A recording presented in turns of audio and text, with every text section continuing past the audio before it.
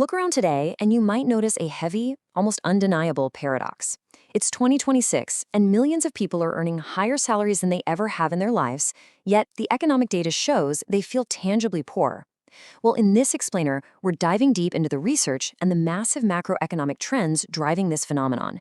We're going to examine the silent, systematic structural changes that are completely reshaping what we traditionally call the middle class.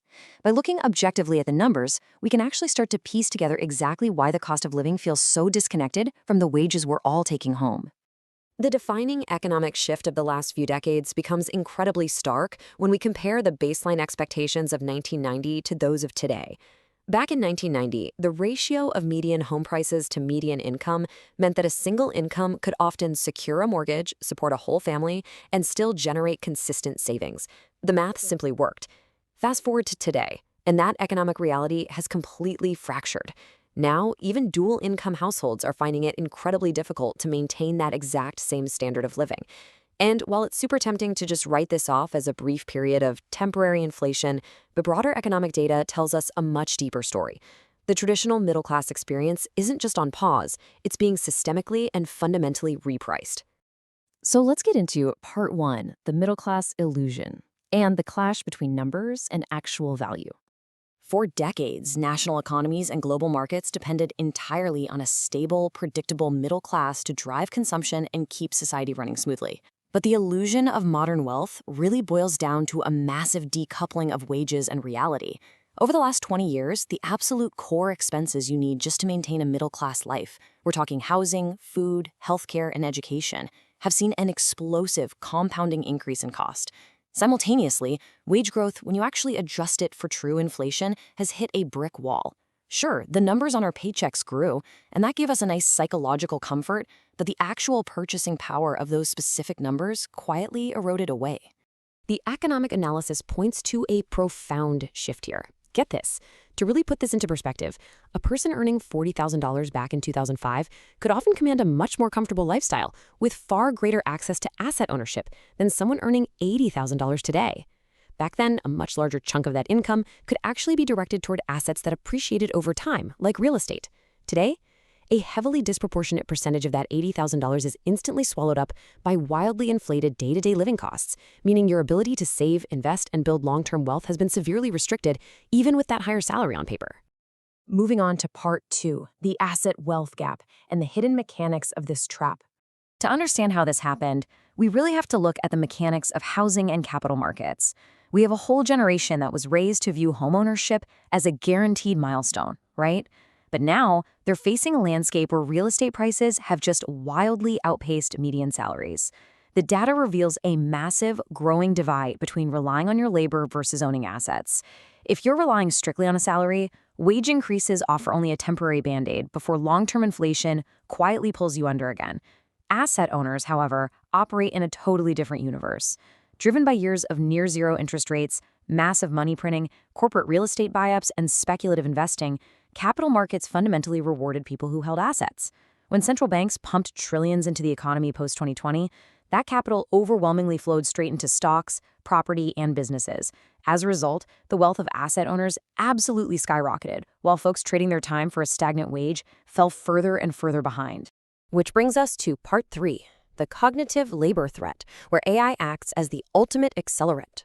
Historically, technological revolutions mostly automated physical or highly repetitive manual labor, but the current landscape introduces a total game changer, the automation of cognitive labor.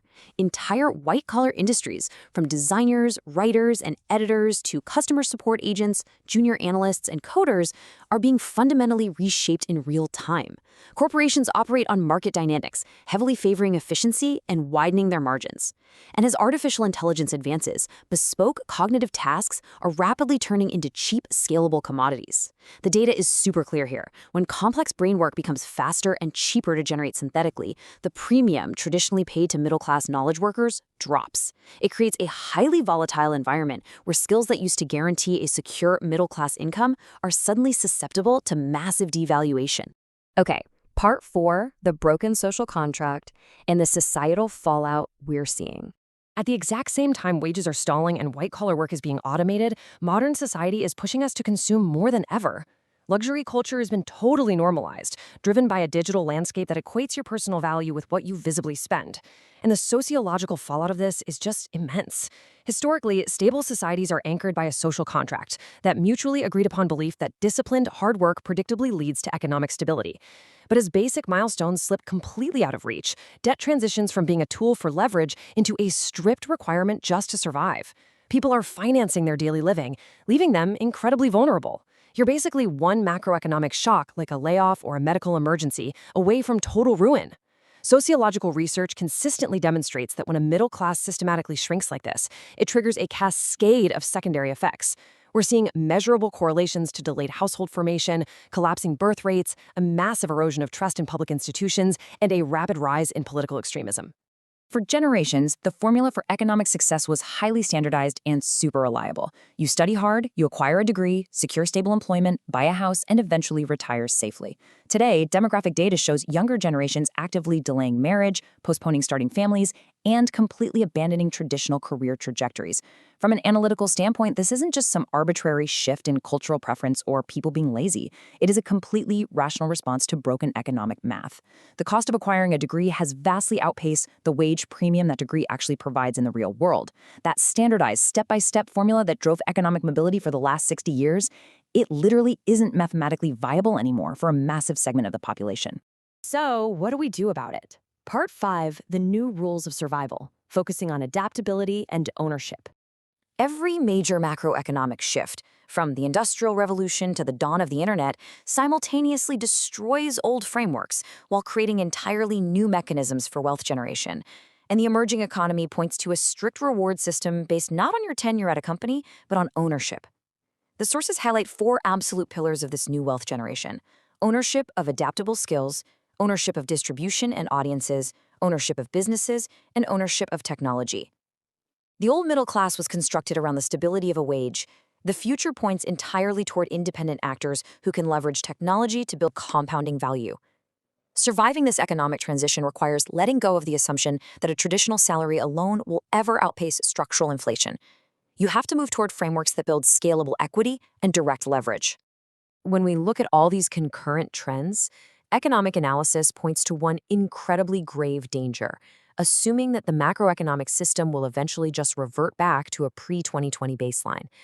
The data suggests that waiting around for the old game to return is mathematically perilous. The structural shifts in inflation, asset valuation, and artificial intelligence aren't just cyclical trends that will magically fade away. They represent a permanent rewiring of global capital. The middle class, as a broad, easily accessible demographic, is disappearing simply because the underlying rules of the game have completely changed. The economic paradigm has shifted permanently. There's really no going back.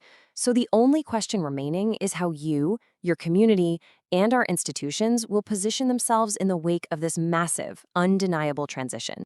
Because the data is absolutely clear here. This is the new normal. Adapting to these macroeconomic shifts is no longer optional. It is the absolute baseline requirement for survival in the next economic era. Understanding the gap between labor and assets and recognizing the reality of technological automation is the first critical step toward navigating an economy that has changed its rules forever. So, are you ready to adapt?